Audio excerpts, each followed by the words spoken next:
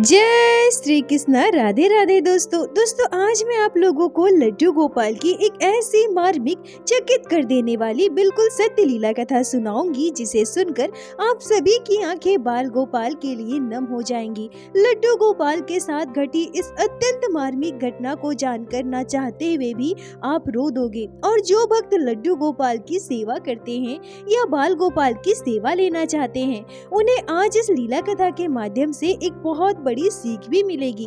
आप सभी भक्तों से मेरा विनम्र निवेदन है कि कृपया आज की इस लीला कथा को पूर्ण श्रद्धा भाव से पूरा अवश्य श्रवण कीजिएगा।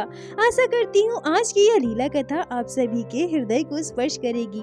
दोस्तों आज की यह लीला कथा हमारे साथ शेयर की है जमशेदपुर में रहने वाली प्रीति अग्रवाल जी ने। प्रीति जी हमसे कहती हैं कि मैं बचपन से ही धार्मिक प्रवृत्ति की हूँ। मुझे पूजा पाठ करना, मंदिरों में जाना बहुत अच्छा लगता है क्योंकि मेरे परिवार में भी सभी धार्मिक प्रवृत्ति के हैं। बचपन से ही मैं उस माहौल में रही हूँ। मेरी मम्मी, दादी, दादाजी, पापा हमेशा कीर्तन में जाते थे, कथाओं में जाते थे। तो जब हम छोटे छोटे थे तो हमें भी अपने साथ लेकर जाते थे।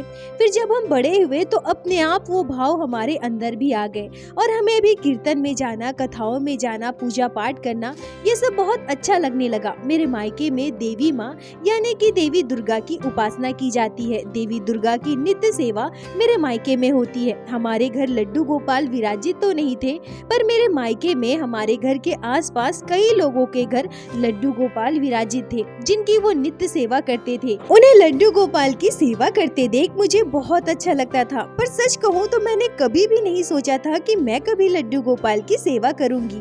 मैं बड़ी हुई, मेरी शादी हुई। शादी के बाद जब मैं अपने ससुराल आई तो मेरे ससुराल का माहौल भी बिल्कुल मेरे मायके जैसा ही था। मेरी सासू माँ, ससुर जी सभी पूजा पाठ करते थे, भक्त प्रवृत्ति के थे। मेरे ससुर जी का बहुत बड़ा बिजनेस है। मेरे एक देवर है जो कि पढ़ाई करते हैं। मेरे हस्बैंड मेरे ससुराल से लगभग 70-80 किलोमीटर दूर जॉब करते हैं। प्रत्येक दिन वहाँ से घर आना जाना संभव नहीं हो पाता है, इसलिए वो वही फ्लैट में रहते हैं। शादी के कुछ दिनों तक मैं अपने ससुराल में रुकी। उसके बाद मैं अपने हस्बैंड के साथ रहने के लिए चली गई। प्रीति जी कहती है कि जैसा कि मैंने बताया मैं बचपन से ही पूजा पाठ करती हूँ, मंदिरों में जाती हूँ। यहाँ जब मैं अपने हस्बैंड के साथ रहने आई तो मैंने देखा कि यहाँ फ्लैट में कोई मंदिर भी नहीं है। बस मेरे हस्बैंड ने एक छोटा सा गणेश जी का मूर्ति रखा है जिसमें वो पूजा भी नहीं करते, बस सुबह शाम प्रणाम करते हैं। मैंने सोचा कि अब जब मुझे यहीं रहना है तो क्यों ना मैं यहाँ एक छोटा सा मंदिर बनवाऊं, क्योंकि पूजा पाठ के बिना तो मेरा बिल्कुल भी मन नहीं लगता था।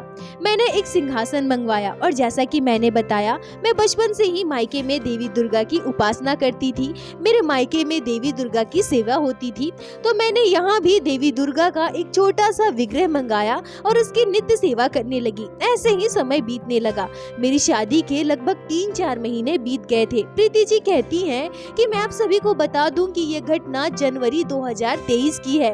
मैं सुबह उठकर घर का पूरा काम करती थी, हस्बैंड के लिए नाश्ता बनाती थी, फिर मेरे हस्बैंड अपने काम पर चले जाते थे। उसके बाद मैं स्नान करके पूजा पाठ करती थी, नाश्ता करती थी और दिन भर घर पर अकेले बोर हो जाती थी। मेरा अधिकतर समय उस समय मोबाइल पर ही व्यतीत होता था।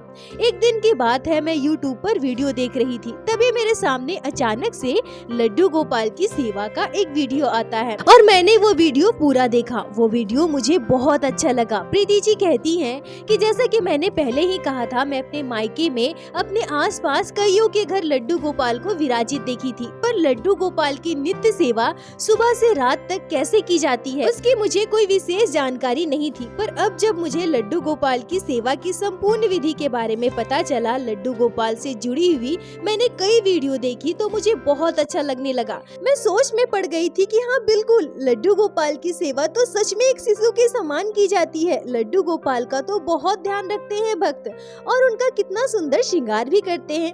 ऐसे ही कई दिन बीत गए। अब मैं प्रत्येक दिन लड्डू गोपाल की कई वीडियो देखने लगी। दोस्तों प्रीति जी मुझसे कहती हैं कि दीदी इसी दौरान मुझे आपका चैनल मिला और उस दिन मैंने पहली बार आपके चैनल पर लड्डू गोपाल की सत्य लीला कथा सुनी और सच कहूँ तो वो लीला कथा मुझे इतनी अच्छी लगी कि अब मैं प्रत्येक दिन आपके चैनल पर वीडियो अपलोड होने का इंतजार करती थी। मैं प्रत्येक दिन आपके चैनल पर लड्डू गोपाल की सत्य लीला कथा सुनने लगी।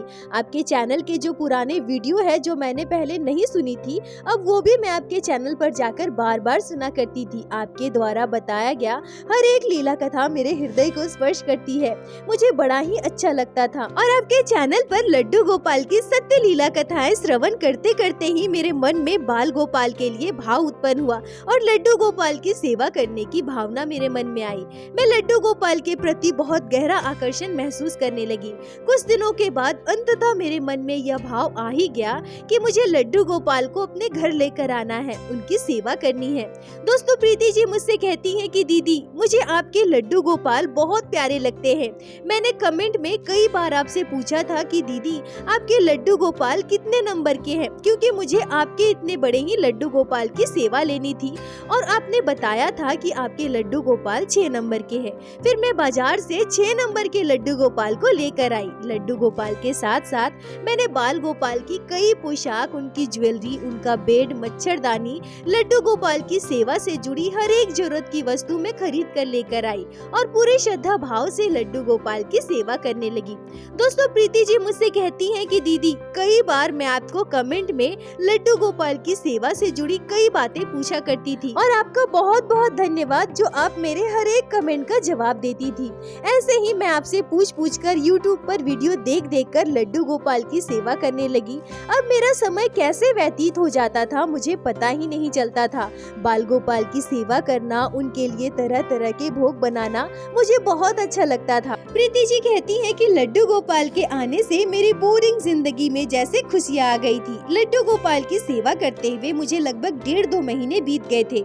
इसी बीच हमारे परिवार में एक बहुत बड़ी दुर्घटना घटती है। सुबह के लगभग 11 बजे मेरे हस्बैंड मुझे कॉल करते हैं और कहते हैं कि मेरे ससुर जी की तबीयत अचानक से बिगड़ गई है, उन्हें चक्कर आ गया है। मम्मी ने बताया कि पापा अभी ठीक है, फिर भी मम्मी हमें एक बार घर बुला रही है, तो हम दोनों को अभी घर के लिए निकलना पड़ेगा। प्रीति जी कहती हैं कि उस समय मेरे हस्बैंड ऑफिस गए हुए थे। मैं बिल्कुल घबरा जाती हूँ। अचानक से मेरे ससुर जी को क्या हो गया।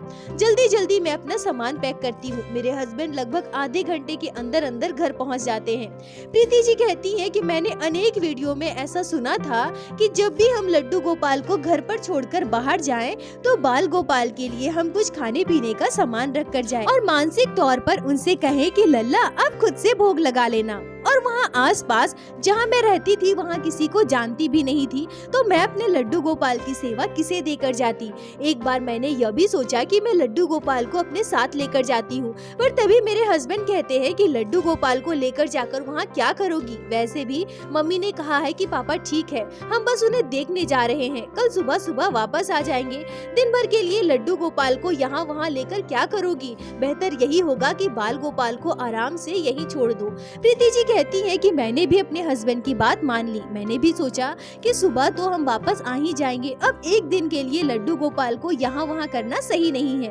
और फिर हम लड्डू गोपाल को वहीं छोड़कर घर से निकल गए। प्रीति जी कहती है कि जब हम वहाँ पहुँचे तो हम देखते हैं कि मेरे ससुर जी की तबीयत बहुत ज्यादा खराब है, उन्हें अस्पताल में एडमिट किया गया है। हम लोग घर बाइक से आना जाना करते हैं और मेरे हस्बैंड परेशान ना हो जाए, उन्हें इतनी दूर बाइक चलाकर जाना है, इसीलिए मेरे सासू माँ ने उनसे ऐसा कहा कि मेरे ससुर जी ठीक है, उन्हें बस थोड़ी सी चक्कर आई है। घर पहुंचते ही हम सीधा अस्पताल गए। वहां मेरे हस्बैंड अपने पापा की ऐसी स्थिति देखकर बहुत रोने लगे। मेरे सासू माँ भी हमें गले लगाकर बहुत रो रही थी। मेरी एक ननद भी है जिनकी शादी मेरी शादी से लगभग 3 साल पहले हुई थी, वो भी अपने ससुराल से आई हुई थी। मेरे मायके वाले और बहुत सारे रिश्तेदार अस्पताल पहुँचे थे। डॉक्टर ने कुछ टेस्ट भी करवाया, कुछ रिपोर्ट उसी दिन आ गए थे और बाकी के रिपोर्ट कल आने वाले थे। अब उस रिपोर्ट का इंतजार होने लगा, उसके बाद ही मेरे ससुर जी का और बेहतर से इलाज शुरू हो पाता। प्रीति जी कहती है कि हम तो यह सोच कर गए थे कि अगले दिन सुबह घर वापस आ जाएंगे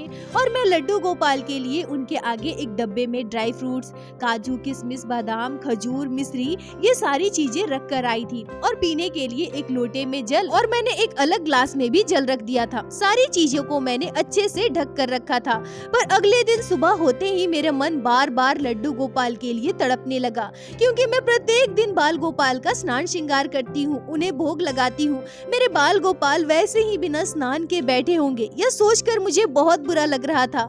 अगर मुझे जरा भी अंदाजा होता कि मुझे यहाँ रुकना पड़ेगा तो मैं अपने लड्डू गोपाल को जरूर लेकर आती, उन्हें ऐसे अकेले घर पर छोड़कर कभी नहीं आती। पर अब मैं क्या करूँ, मैं अपने आप को बहुत मजबूर और असहाय महसूस कर रही थी। मेरे हस्बैंड बहुत परेशान है, वो अपने पापा के लिए बहुत रो रहे हैं। ऐसी अवस्था में मैं मैं उन्हें कह भी नहीं सकती कि मुझे लड्डू गोपाल को लेने वापस घर जाना है। मेरे ससुराल से जहाँ हम रहते हैं वहाँ की दूरी लगभग 70-80 किलोमीटर है। जाने आने में भी बहुत समय लगता। मुझे ना कुछ खाने पीने का मन कर रहा था, ना ही किसी काम में मन लग रहा था। सभी लोग अस्पताल चले गए। मैं घर पर सबके लिए खाना बना रही थी। अस्पताल में मुझे सबके लिए खाना लेकर जाना था, क्योंकि वहाँ का होटल का खाना कोई भी खाना पसंद नहीं करता है। मेरे हस्बैंड, मेरी सासू माँ तो बाहर का खाना बिल्कुल भी नहीं खाते हैं, पर मेरा मन बिल्कुल भी खाना बनाने का नहीं कर रहा था। बार बार मेरे मन में यही बात चल रही थी कि मेरे लड्डू गोपाल ने पता नहीं खुद से भोजन ग्रहण किया होगा या नहीं। मेरे बाल गोपाल कैसे होंगे? वो अकेले हैं घर पर ताला बंद है। लड्डू गोपाल ठीक तो होंगे ना? पर फिर भी मैं क्या करूं? घर की जिम्मेदारियां तो पूरी करनी ही थी। मैंने खाना बनाया, सबके लिए लंच बॉक्स मैंने पैक कर दिया। और उस दिन मेरे भैया भाभी भी मेरे ससुर जी को देखने अस्पताल आए हुए थे। मेरे हस्बैंड अस्पताल से मुझे लेने के लिए आए। फिर मैं सबका खाना लेकर अस्पताल पहुंची। तभी मेरी भाभी मुझे उदास देखकर मुझसे पूछती है कि क्या हुआ प्रीति, अब इतनी उदास क्यों है? फिर मैंने अपनी भाभी को लड्डू गोपाल की पूरी बात बताई। तब मेरी भाभी कहती है कि आप बिल्कुल भी परेशान मत होइए, लड्डू गोपाल बहुत ही दयालु है। ऐसा बिल्कुल मत सोचिए कि आपके बाल गोपाल को आपने स्नान नहीं करवाया, वो घर पर अकेले बैठे हैं, वो परेशान होंगे। नहीं, ऐसा बिल्कुल भी नहीं है। वो तो ठाकुर जी है ना, उन्हें तो सब कुछ पता है। आप कैसी स्थिति में हैं, कैसे फंस गई हैं, आपके बाल गोपाल को सब कुछ पता है। बस आप जब खाना खाओगे ना तो अपने लड्डू गोपाल को स्मरण कीजिएगा, उनसे कहिएगा कि हे मेरे ठाकुर जी, आप भोग लगा लीजिए। फिर देखना प्रीति, लड्डू गोपाल आपके इस भाव को स्वीकार अवश्य करेंगे। और आप बिल्कुल भी परेशान मत होइए। जो स्थिति आपके सामने उत्पन्न हुई है ना, वो ठाकुर जी भली भांति समझ रहे हैं। सब ठाकुर जी को पता है और उनकी ही यह लीला है। आपके लड्डू गोपाल बिल्कुल ठीक है। प्रीति जी कहती हैं कि मेरे भाभी के इतना समझाने पर मुझे बहुत राहत महसूस हुई। मन में चल रहे हजारों सवाल, कई बातें, बाल गोपाल के लिए मन में जो दुख हो रहा था वो सभी शांत हो गए। मैंने दोपहर में जब खाना खाया तो सबसे पहले अपने कान्हा को मानसिक तौर पर कहा कि हे कान्हा, आप भी भोग ग्रहण कीजिए। अब मैं कुछ भी खाती तो अपने लड्डू गोपाल को मानसिक तौर पर भोग लगाने को कहती। रात को मैं कान्हा को यह भी कहती कि कान्हा, समय हो गया है, अब आप सो जाइए। मतलब अब मैं लड्डू गोपाल की मानसिक सेवा करने लगी। ऐसे ही लगभग 5 दिन बीत गए। अब मेरे ससुर जी की तबीयत में सुधार हुआ, उन्हें अस्पताल से छुट्टी मिली। जिस दिन मेरे ससुर जी को अस्पताल से छुट्टी मिली, उसके अगले दिन सुबह सुबह हमारे बगल वाले फ्लैट में जो अंकल आंटी रहते हैं उनका कॉल आता है। जैसा कि मैंने बताया कि मैं अपने आसपास ज्यादा लोगों को नहीं जानती थी और उन लोगों से ज्यादा बातचीत भी मेरी नहीं होती थी। मेरे हस्बैंड ने ही उनसे बात की। उन्होंने कहा कि आप लोग कहीं बाहर गए हैं ना, या फिर रात को घर वापस आते हैं? मेरे हस्बैंड कहते हैं कि नहीं, हम रात को वापस नहीं आते, हम तो अपने घर आए हुए हैं, मेरे पापा की तबीयत खराब है। तब वो आंटी कहती है कि आपके फ्लैट से किसी बच्चे की रोने की आवाज आती है। पिछले 3-4 दिनों से मैं प्रत्येक रात को किसी बच्चे की रोने की आवाज सुनती हूँ। ऐसा लगता है जैसे कोई छोटा सा बच्चा घर के अंदर से बहुत जोर जोर से रो रहा है। और मैंने तो यह सुना था कि आप लोग बाहर गए हैं और आपका दरवाजा भी बाहर से लॉक है। तो मेरे मन में संदेह हुआ कि कहीं आप लोग रात को घर वापस तो नहीं आते, या फिर आपके घर पे रात को कोई आकर तो नहीं रुकता। इसलिए मैंने सोचा कि एक बार कॉल करके पूछ लूं। प्रीति जी कहती है कि जब मेरे हस्बैंड उनसे बात कर रहे थे तो मैं वहीं खड़ी थी। उनकी बातें सुनकर एक बार के लिए तो हम दोनों पति पत्नी चौंक गए। फिर मेरे हस्बैंड उनसे कहते हैं कि नहीं नहीं आंटी जी, हमारे घर में भला कौन बच्चा हो सकता है, हमारा घर तो लॉक है ना, आप भी देख रही हैं, और हम लोग यहाँ अपने घर आए हुए हैं, बस 1-2 दिन में वापस आ जाएंगे। प्रीति जी कहती है कि हमने इस बात को ज्यादा गंभीरता से नहीं लिया। हमें लगा कि आंटी बुजुर्ग हो गई है, शायद आसपास कोई मोबाइल में वीडियो देखता होगा या फिर कहीं कोई बच्चे की रोने की आवाज आती होगी, तो उन्हें ऐसा लगता होगा कि शायद हमारे फ्लैट से आ रही है। तो ये बात आई गई हो गई, हमने इस बात पर ज्यादा ध्यान भी नहीं दिया। अब मेरे ससुर जी की तबीयत में सुधार था और मेरे हस्बैंड को वापस जाकर अपना ऑफिस भी ज्वाइन करना था। तो मेरे हस्बैंड कहते हैं कि पापा तो ठीक हो गए हैं, तो सोच रहा हूँ कल वापस चला जाऊँ, मुझे ऑफिस भी ज्वाइन करना है, कई दिन की छुट्टी हो गई है, बार बार कॉल आ रहा है। तभी मेरे ससुर जी कहते हैं कि हाँ सही कह रहा है, मैं तो अब ठीक हूँ, कल चले जाना तुम लोग। पर तभी मेरी सासू माँ कहती है कि नहीं नहीं, कल नहीं, तुम लोग परसों जाना। मैंने भगवान से प्रार्थना की थी कि जब तुम्हारे पापा ठीक होकर घर आ जाएंगे तो मैं घर पर सत्यनारायण की कथा करवाऊंगी, और अब तुम लोग वापस जाने वाले हो तो मैं सोच रही हूँ कल ही कथा करवा लूँ। प्रीति जी कहती है कि उसके बाद हम लोग अगले दिन भी वहाँ रुक गए। अगले दिन मेरी सासू माँ ने सत्यनारायण की कथा करवाई और उसी रात मेरे साथ आश्चर्यजनक घटना घटी। मैंने एक चौंका देने वाला सपना देखा। मैंने अपने सपने में देखा कि हमारे फ्लैट में जहाँ हम रहते हैं वहाँ एक छोटा सा बच्चा लगभग 3-4 साल का पूरे घर में भाग रहा है, दौड़ रहा है, पर मैं उस बच्चे का चेहरा नहीं देख पाती हूँ। मैं बस उस बच्चे का पैर देख पाती हूँ, बिल्कुल ही श्याम वर्ण। पैरों को देखकर ही पता चल रहा था कि बच्चा बिल्कुल हष्ट पुष्ट होगा। गोल मटोल मोटे मोटे पैर थे उसके, जिसने पैरों में पायल पहने हुए थे। मैं क्या देख पाती हूँ कि अचानक से घूमते घूमते वो बच्चा रोने लगता है। मुझे उस बच्चे की रोने की आवाज स्पष्ट सुनाई देती है। ऐसा लग रहा था मानो वो बच्चा रोते हुए जोर जोर से दरवाजे को पटक रहा है। रोते हुए वो बच्चा कहता है, मैया ओ मैया, दरवाजा खोलो ना मैया, मुझे बाहर निकालो, मुझे बाहर निकलना है, मुझे ऐसे घर में बंद करके तुम लोग कहाँ चले गए, वापस आ जाओ ना मैया, मैया दरवाजा खोलो ना, मुझे बाहर निकलना है। प्रीति जी कहती है कि मैं अपने सपने में बिल्कुल भी समझ नहीं पा रही थी कि वो बच्चा कौन है, क्यों इतना रो रहा है, क्यों मुझसे कह रहा है कि ताला खोलो, मुझे बाहर निकलना है। पता नहीं क्यों, पर मेरे मन में उस समय यह भाव आया। मैंने अपने मुंह से कुछ भी नहीं कहा, पर मुझे ऐसा लग रहा था कि मैं उस बच्चे से कहूँ कि तुम कौन हो, कहाँ जाना है तुम्हें, मैं तुम्हें पहचान नहीं पा रही हूँ। प्रीति जी कहती है कि यह भाव मेरे मन में आते ही अचानक से मैं उस बच्चे को देख पाती हूँ, पर अभी भी मैं उस बच्चे के श्रीमुख को नहीं देख पा रही थी।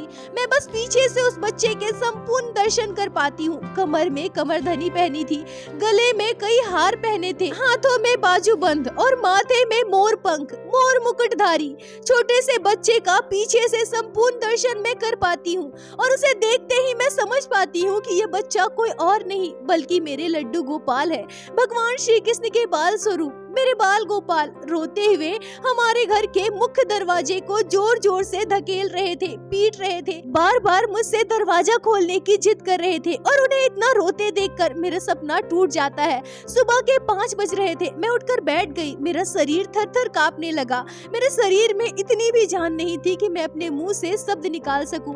मेरी आंखों से आंसू बह रहे थे। तभी मुझे अचानक से उस आंटी की बात याद आती है। आंटी ने भी यही कहा था कि आपके घर से किसी बच्चे की रोने की आवाज आ रही है। प्रीति जी कहती है कि मैं समझ गई कि मेरे लड्डू गोपाल ही थे जो लगातार कई दिनों से रो रहे थे। हम उन्हें अकेले वहाँ घर पर बंद करके आए हैं। भला कोई छोटा सा बच्चा इतने दिनों तक अकेले घर में बंद कैसे रह सकता है। हम भले ही उनके आगे खाने पीने की बहुत सारी वस्तुएं रख कर आए थे, मानसिक तौर पर उन्हें भोग भी लगाते थे, पर कोई छोटा सा बच्चा अकेले इतने दिनों तक घर में बंद कैसे रह सकता है। प्रीति जी कहती हैं कि मैं अपने सपने की बात अपने ससुराल में किसी से भी नहीं कही। मैं उठ गई। उठकर घर के थोड़े बहुत काम भी किए। तब तक मेरे हस्बैंड भी जाग चुके थे। हमें घर के लिए भी निकलना था। उसके बाद हम लोग घर के लिए निकल पड़े और रास्ते में मैंने अपने हस्बैंड को पूरी बात बताई, जिसे सुनकर मेरे हस्बैंड भी आश्चर्य थे। उनके रोंगटे खड़े हो गए। अब हम घर पहुँचे और घर जाकर मैं दौड़कर सबसे पहले लड्डू गोपाल को गोद में उठाती हूँ। बाल गोपाल को गोद में लेकर मैं खूब रोई। मुझे अपनी भूल का एहसास था। छोटे से लड्डू गोपाल अकेले कई दिनों तक घर में बंद थे। मेरे छोटे से लल्ला को कितनी तकलीफ हुई होगी, सोच सोच कर मेरी आंखों से आंसू नहीं रुक रहे थे। प्रीति जी कहती हैं कि लड्डू गोपाल की सेवा करते हुए लगभग 1 वर्ष होने वाले हैं। अब मैं अपने लड्डू गोपाल को छोड़कर कहीं भी नहीं जाती हूँ। मैं जहाँ जाती हूँ अपने बाल गोपाल को अपने साथ ही लेकर जाती हूँ और मैं कान्हा की कई लीला को अनुभव कर चुकी हूँ। मैं अपने आप को परम सौभाग्यशाली समझती हूँ कि लड्डू गोपाल की सेवा मुझे मिली है। और साथ ही साथ प्रीति जी यह भी कहती है कि दीदी आपका बहुत बहुत धन्यवाद। आपकी वीडियो देख देख कर मेरे मन में ठाकुर जी के प्रति इतनी श्रद्धा भक्ति जागी और मुझे लड्डू गोपाल की सेवा मिली है। प्रीति जी आपका बहुत बहुत धन्यवाद जो आपने लड्डू गोपाल की इस अद्भुत लीला कथा को हमारे साथ शेयर की, जिसे मैं हमारे चैनल के माध्यम से बाकी सारे भक्तों तक पहुंचा सकी। अपना साथ और प्यार ऐसे ही बनाए रखे। साथ ही साथ जब आपने यह कहा कि मेरे चैनल पर वीडियो देख देख कर आपके हृदय में ठाकुर जी के प्रति श्रद्धा भक्ति जागी है और आपने लड्डू गोपाल की सेवा ली है, तो ये मेरे लिए बहुत बड़ी उपलब्धि है। भक्ति लड्डू गोपाल चैनल के कोई भी सब्सक्राइबर जब मुझे कमेंट या मैसेज करके यह कहते हैं कि आपके चैनल पर वीडियो देखकर ठाकुर जी के प्रति मेरे मन में श्रद्धा भक्ति जागी है, या फिर मुझे इन सब चीजों के बारे में जानकारी मिली है, सीखने को मिली है, मुझे लड्डू गोपाल की सेवा मिली है, तो सच कहूँ तो मुझे बहुत खुशी होती है। बस ठाकुर जी मेरे लड्डू गोपाल मुझ पर कृपा बनाए रखे। मैं ऐसे ही आप सभी को लड्डू गोपाल की प्यारी प्यारी लीला कथाएं श्रवण कराती रहूं। और मैं आप सभी का भी बहुत बहुत धन्यवाद करती हूं जो आप सभी मुझे इस काबिल समझते हैं और अपने साथ घटी अद्भुत लीलाओं को मेरे साथ शेयर करते हैं। दोस्तों, इस घटना पर आपके क्या राय है, आपके क्या विचार है, आप कमेंट में जरूर बताएं। और प्रत्येक दिन की भांति लीला कथा के अंत में मैं आप सभी भक्तों से बस यही प्रार्थना करूंगी कि ठाकुर जी की भक्ति कीजिए, लड्डू गोपाल की सेवा कीजिए, नाम जाप कीजिए और एक बार मेरे साथ प्रेम से कहिए, बोलो बाके बिहारी लाल की जय, लड्डू गोपाल की जय, जय जय श्री राधे। दोस्तों, यदि आप लोगों को आज की यह लीला कथा अच्छी लगी हो, आपके हृदय को स्पर्श की हो, तो कृपया वीडियो को लाइक करके अपने दोस्तों के साथ शेयर अवश्य करें, जिससे बाकी भक्त भी लड्डू गोपाल की इस अद्भुत लीला कथा को श्रवण कर सके। और हमारे चैनल को सब्सक्राइब करें, जिससे प्रतिदिन आप लोग हमारे चैनल पे श्री बाके बिहारी श्री लड्डू गोपाल की लीला कथा सुन सके। दोस्तों, यदि आपके जीवन में घटी हो कोई भी चमत्कारी घटना या लड्डू गोपाल ने कभी भी की हो कोई भी लीला जिसे आप हम सभी के साथ शेयर करना चाहते हैं, तो कृपया हमें इंस्टाग्राम पे मैसेज करें। हम आपसे कांटेक्ट करेंगे और आपकी उस लीला कथा को हमारे चैनल पे बाकी सारे भक्तों के साथ शेयर अवश्य करेंगे। लड्डू गोपाल की कृपा आप पर और आपके पूरे परिवार पर बनी रहे। राधे राधे दोस्तों।